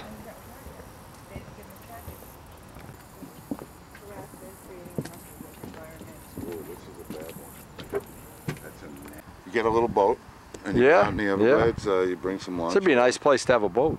Yeah, the glades are nice too. Now that's my kind of birdhouse. That must be for a very large bird. Karen, look at the size of this birdhouse. The birdhouse is like for a German Shepherd bird. Maybe they're for parrots. Could be, I don't know. This is the fortress where you can look out and they can't see in. It's like Guantanamo Bay of the bird sanctuary. They did this, so all different sizes. To the right. To the right? It's an egret. There's an egret. There's a white guy. He's huge. It's an egret. It's a great white egret. It's huge. Now look at this. New York City's in the background. Look at the New York City skyscrapers. Yeah, and here's egrets. How cool is that?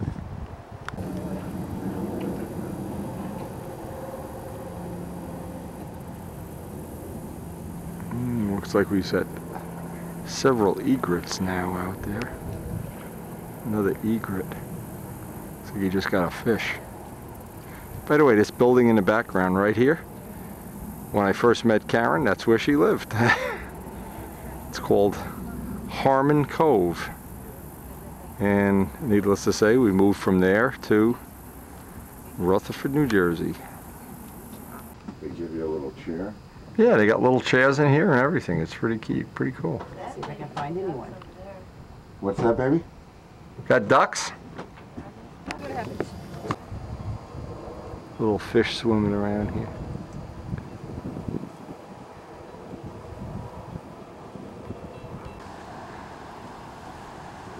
I love to watch. They're looking for fish and all of a sudden a fish will come by and goop and they're gone. Now you got a big guy over here. He's fishing. Let me just see if there's a fish around here. Is there a fish? Do I hear 2 fish? Do I hear 3 fish? Whoop! He got one. He got one. Now up closer you can even see the nesting boxes. When these guys are breeding, when it's the breeding season, they'll come right in front of you. Really a unique little way to spend an afternoon. He's checking out a fish, you watch. He's checking out lunch. Let's see, I think I'll go to McDonald's here. What's for lunch? A fish burger. You got him on a binocs, Karen? No, I got the telephoto lens. He just got another one.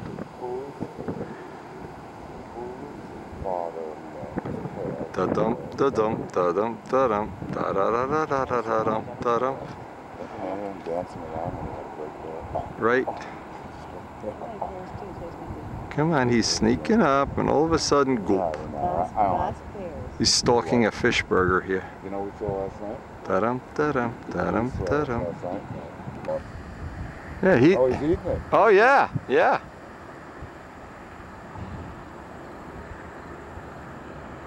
Wonder if I should leave this waitress a tip.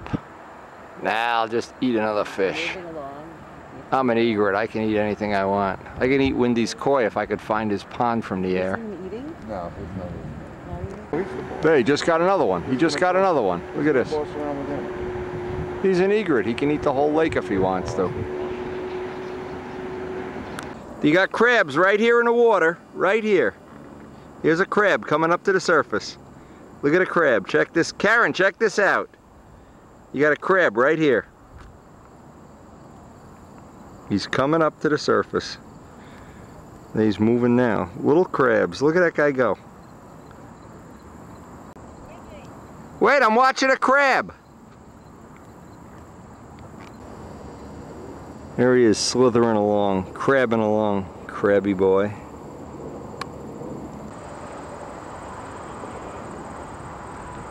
Now we're getting to the part of the walk where you can see all the egrets feeding. Multiples. You got a brown? A brown? That's a blue heron, okay. And the white one, see, there's another blue one. Pretty prolific birds.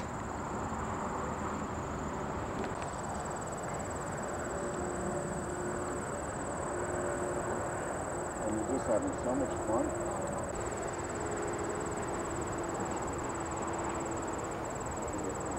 There's a of blue herons there together. Yeah, I see the pair.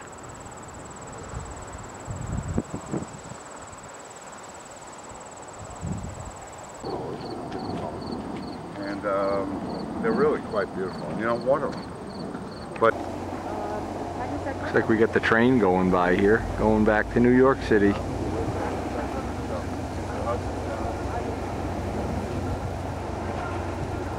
So I hope you've enjoyed sharing this little outing with us for Karen's birthday. The Meadowlands, Wetlands, Little Bird Sanctuary, part of living in the Rutherford area. lions. Yeah, there's a whole herd of them just came in.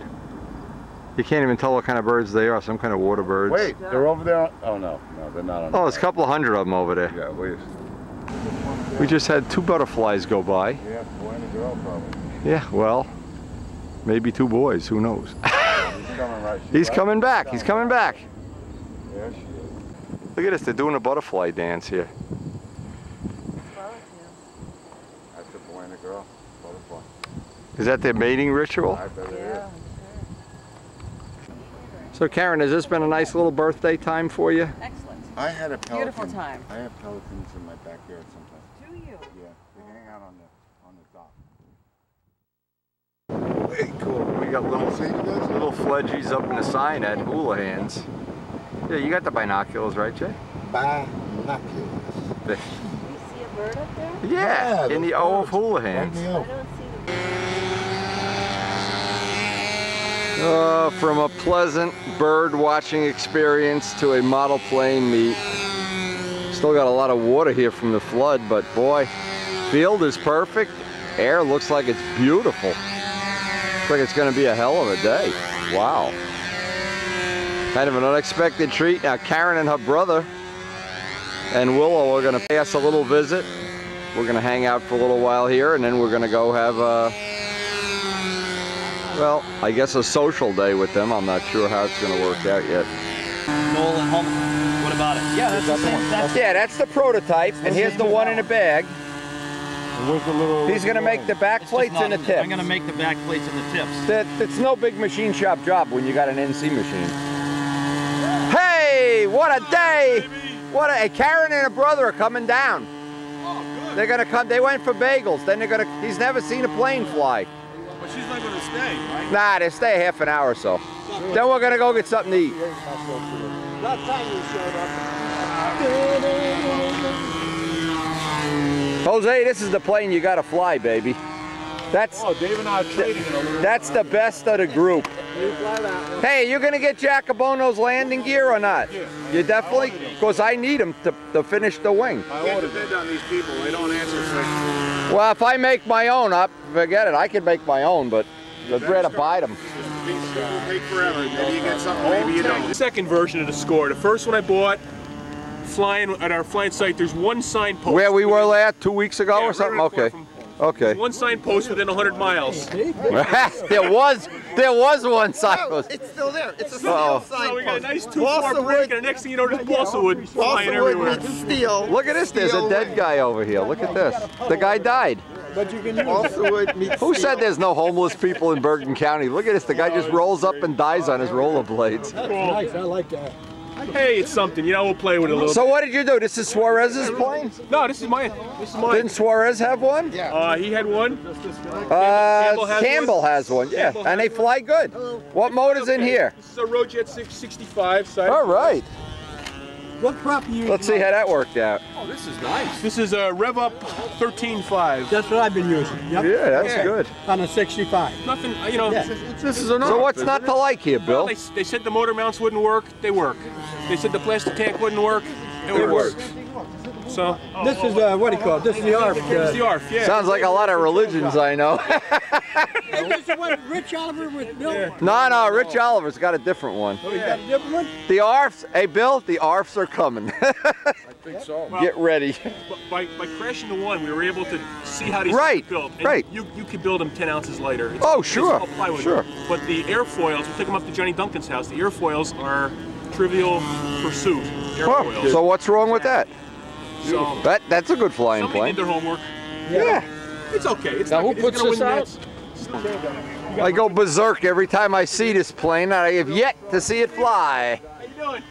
Good to see you. I don't think Noel's ever flown this plane. It mysteriously disappears at every contest I go to. You're the one that mysteriously disappeared. Talk to my wife. You should have seen me fly this thing. In the rain? Were you flying up there in the rain meet? I flew in an absolute downpour. It was Me too. No, I wore You had it on that worse? school. It was coming down so hard that I could hear the raindrops hit the Oh, that's funny. I don't have the tank perfect yet, but it's close enough.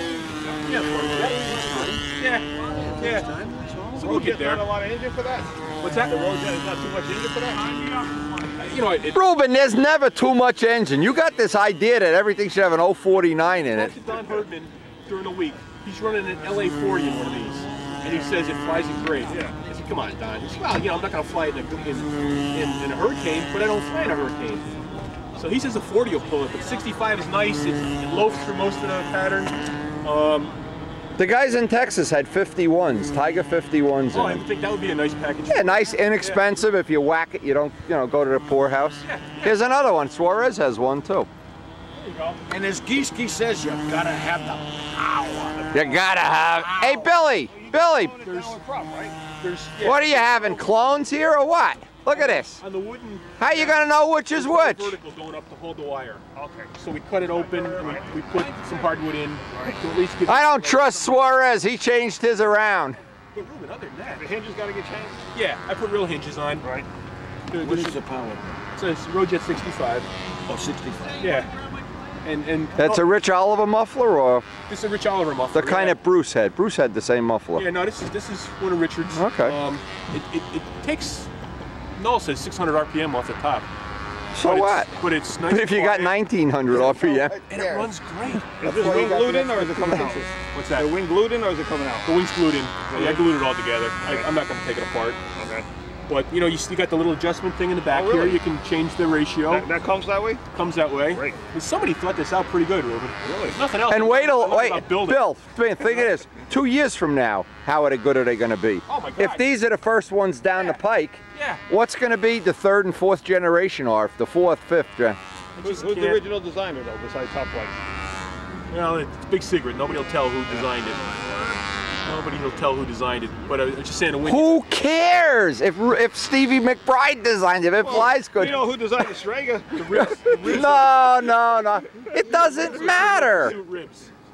They're exactly Trivial Pursuit ribs. So somebody. But that's a good proven wing. Instead of starting out with something like a shoebox or something. Like like a twister wing. Yeah, twister wing. Hey, You've got so many wings. Fly. Yeah. You got email us.